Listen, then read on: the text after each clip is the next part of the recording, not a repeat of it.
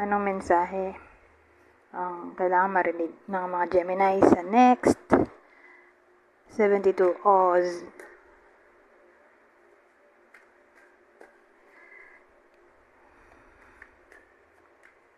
Oh. Ano to?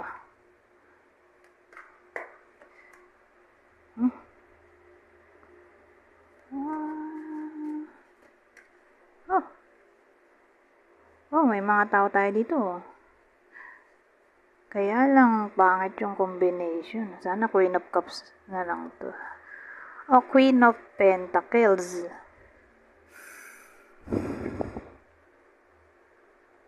Kasi usually, ako lang naman naglalagay ng mga kung ano-anong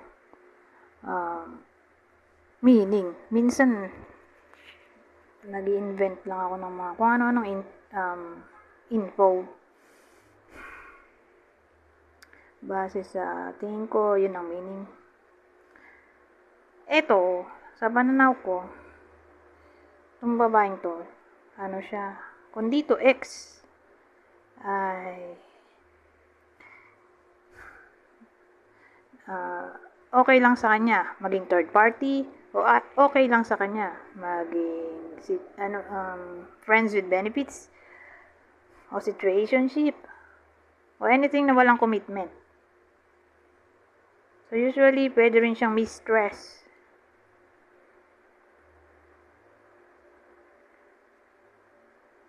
Parang bang naglalaro-laro lang, ganon.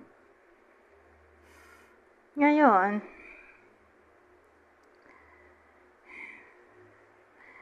ano kasi to? Two of Cups. So, pwede siyang may kinalaman sa, ay, nakalagay love, romance, relationship, meeting, marriage, healing. Pwede rin ng connection lang. Baka ma-involve siya sa taong kasal na. Kasi, King of Pentacles, para sa akin, stable na siya eh. May stable job, stable relationship. Ngayon nga, may involved to. Pwede rin sa ex niya to, kaya lang in a relationship na sa iba. O pwedeng in a relationship na tong lalaki, pero may involved siya sa ex-girlfriend niya o sa third party nga. Situationship, friends with benefits.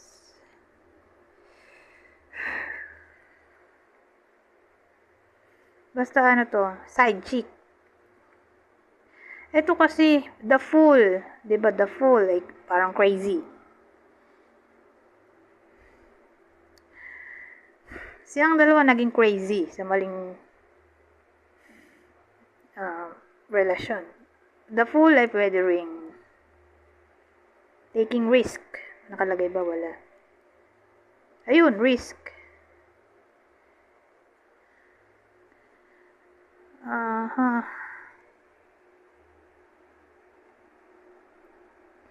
OMG.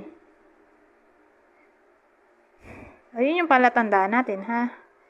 Sa sitwasyon na to. So, pwedeng tumama sa inyo tong reading. Pwedeng dun sa mismong puso nyo. O pwede rin sa kakilala ng iba sa inyo. So, para mas clear, ay, asan yung deck na may zodiac sign. Ito, nakita ko na. So, para mas clear, alamin natin kung sino yung possible partner o partner na Gemini dito. Okay? Para malaman nyo kung para sa inyo ba itong reading o hindi, o para sa kakilala nyo. Pero dun muna tayo sa partner. Sino yung partner ng Gemini? Whether ikaw yung babae o lalaki. Basta ito yung partner ng Gemini. Capricorn, wow, parehas oh. Capricorn, Aquarius. Ngayon, kung di applicable sa sitwasyon nyo, sabihin nating single kayo. Wala namang partner, di ba? Pwedeng ex nyo to. O sabihin natin wala talagang partner. Simula. di kakilala. So, sino yung tatamaan ng reading na to? Nakakilala ng iba sa inyo? Leo, Scorpio.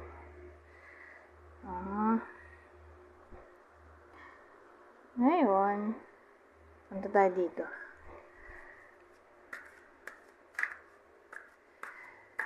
Dito sa ibang deck. Pero tarot din to.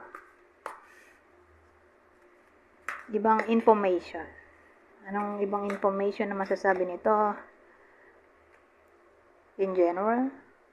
Whether dikit to dun sa unang reading o hindi. Basta in general. Wow, 6 of action. 6 of wands yan.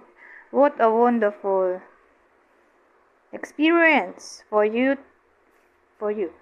Your project is a total success.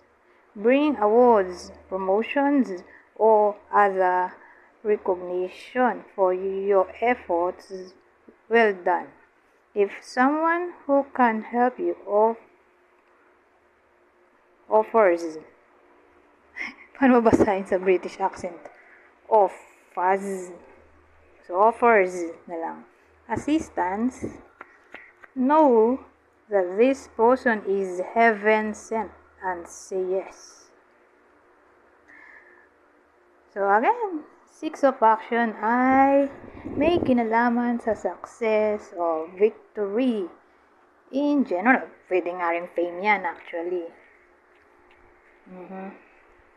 Fame and glory, fame and honor.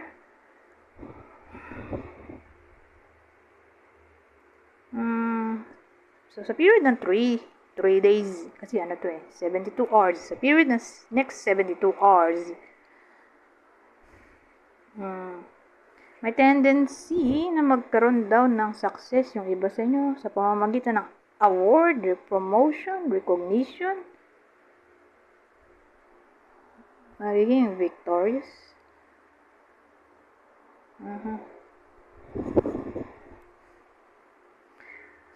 So, sa madaling salita, magsasaya yung iba sa inyo. Pwede rin namang, halimbawa, nagkaroon ng stagnation sa anything na parang ginagawa ng iba sa inyo. Sabihin natin business, mahina kita. Na-stuck na lang sa ganong sale. O sabihin natin nasa YouTube din siya yung analytics niya. Laging ganon. Di yan na bago. Walang pagbabago dun sa sa views number. Ganon. So sa period ng next 72 hours, may pagbabago. In a good way. Dahil 6 of wands. O pwede rin namang bored na yung iba sa inyo. Yun yung sinasabi kong stagnation. Na-bored na sa work. For some reason, mabubuhayan sila ng dugo na maging productive siguro dahil may something na magkukos ng inspiration para sa iba sa inyo. Magiging inspired. So, baka magkaroon ng crush o motivate dahil sa extra money, dahil sa OT, pwede rin. O may gift daw, may premyo, depende. So, yung iba may ma-achieve sa loob ng 72 hours. Kung hindi man kayo to, kasi baka may mag-exam, halimbawa lang. Kung di man kayo to, pwedeng anak nyo o someone na malapit sa iba sa inyo. Kung mag-exam yon pasado. Kung nag-exam na, naghahanap na lang ng result. Pasa yon, pasado. At ayun na nga, magse-celebrate.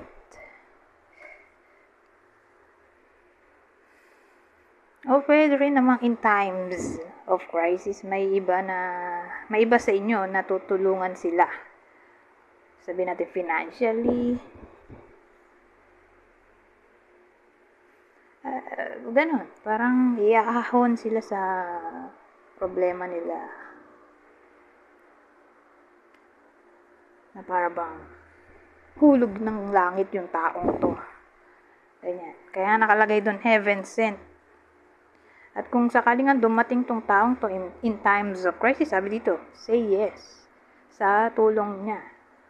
O magiging tulong.